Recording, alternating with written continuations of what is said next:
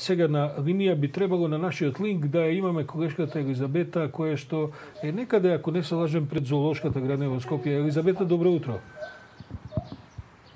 Добро утро, Сашо. Ни пред зоолошката, ние се наоѓаме во зоолошката градина внатре и можеме да забележиме дека сликата овде е малку поразлична од она на што сме навикнати. Зоолошката градина е празна, ги нема бројните посетители кои што се вообичаени барем за овој дел од годината, а секако причина е за тоа што вратите на зоолошката се уште затворени поради вонредната состојба предизвикана од вирусот COVID-19.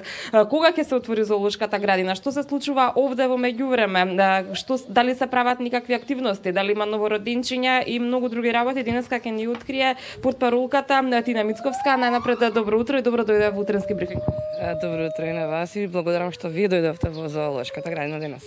Со задоволство секогаш доаѓаме во зоолошката градина, барем јас, без разлика дали е тоа приватно или како денеска службено. Имаме и интересна придружба од позадина, може да забележат гледачите. Ова е некое пеење, што е?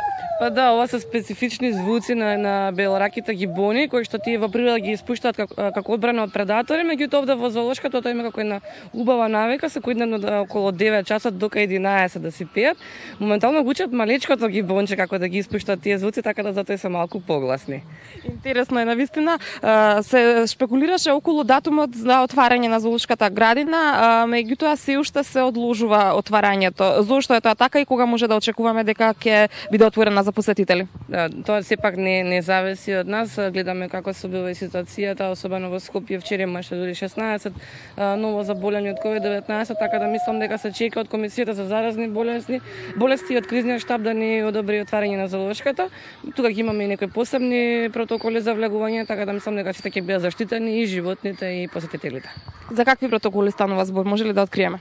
Па најчесто како што е во сите бутици, во маркети, односно влегување со маска, одржување дистанца, недоближување до животните, бидејќи ета се уште не се знае дали животните може да го фатат вирусот од луѓе. Дел од животните веќе е докажано дека може да го фатат, како што се на пример мајмуни, бидејќи гледам дека и врз нив се праве испитувања периодов околу COVID-19, така да ќе мора да бидеме многу внимателни. Сите посетители кои што ќе доаѓаат овде ќе си имаат обележано каде да држат дистанца од животните. Ќе има ли ограничен број на посетители кои што ќе можат во истовремено да бидат тука присутни? Да, тие бројки се уште ги разгледуваме, претпоставам дека ќе добиеме и некој протокол како ќе се одвива тоа. Мислам дека таа бројка ќе биде најмногу до 1000 посетители, така да затоа ќе имаме овде и редари. Знам дека сите нетрпеливо очекуваат да дојдат во зоолошка, бидејќи во 2019 година бевме најпосетена институција во државата, така да мислам дека и сега ќе направиме напори да има можност секој да дојде во градината. А во меѓувреме, додека се случи повторното отварање на зоолошката градина, зоолошката, како што кажав и во најавата, е празна, го чувствуваат ли тоа животните? Дали им е чудно? Што велат зоокипирите? Како се однесуваат? Па чудно има секако да, бидејќи секогаш имало многу гужва овдека, но според мене мислам дека се изнауживаа периодов, им дојде убаво еден ваков одмор, им требаше на животните да одморат, бидејќи покрај оние совесни посетители, тука редовно имаме и несовесни посетители, кои што сигурно сум дека не им недостасуваат, но секако им недостасуваат оние мали дечиња кои постојано доаѓаат овдека да ги гледаат. Знам дека на слоновите најмногу им недостасуваше друштво, сега бидејќи работиме на зоолошката има и доста мајстори, па некако тоа го надокнадија со луѓе.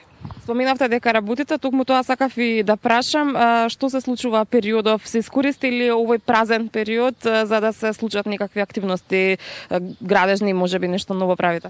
Да, конечно успеавме да ги довршиме живеалиштата за фламингата и за пингвините. За фламингата е веќе 90% завршено. Ќе видите, го направивме многу зелено. Мислам дека во наредниот период луѓето ќе имаат можност да ги видат и фламингата надвор, ќе направиме едно голямо отварање на живеалиштата. За пингвините исто така е при крај, тие би требало да стигнат кога ќе се отворат границите. Реновиравме Бејби Зу, која што лани ја направивме пробно и видовме дека има голем интерес кај луѓето. Сега правиме уште побава Бејби Зу. Дино паркот исто така е веќе во крајна фаза на изработка, така да има доста новости кога ќе дојдат овдека.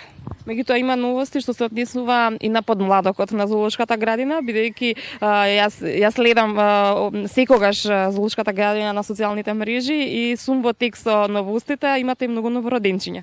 Да, имаме периодов, имаме и бебе поникојнче, имавме и лама бебе, Имавме ново кенгурче во Лаби, така да имаме доста бебиња. Периодов лемурчиња, па да не набројуваме колку многу. Баш гледав дури во Русија, беше замислата главна вест на денот дека се родило кај нив лемурче. На сите руски медиуми беше тоа како вау. Еве кај нас дури 6 ги имаме годинава и мислам дека во тоа сме најуспешни во зоолошката градина во Скопје, односно продолжување на видот на лемурите, бидејќи се доста загрозени во природата. Навистина ми е мило што е така и ми е мило што во зоолошката градина во Скопје има многу подмладок. Ние со нетрпение ќе чекаме да се отвори зоолошката градина, а за тоа ќе информираме секако на нашиот медиум. Ви посакувам и вам успешна нова сезона како ќе отворите. Секако јас се надевам дека оние кои што ќе доаѓаат овде ќе бидат многу посовесни и ќе се однесуваат кон животните со многу љубов. Се надевам и јас. Благодарам Тина за учеството во утренски брифинг. И благодарам и на вас.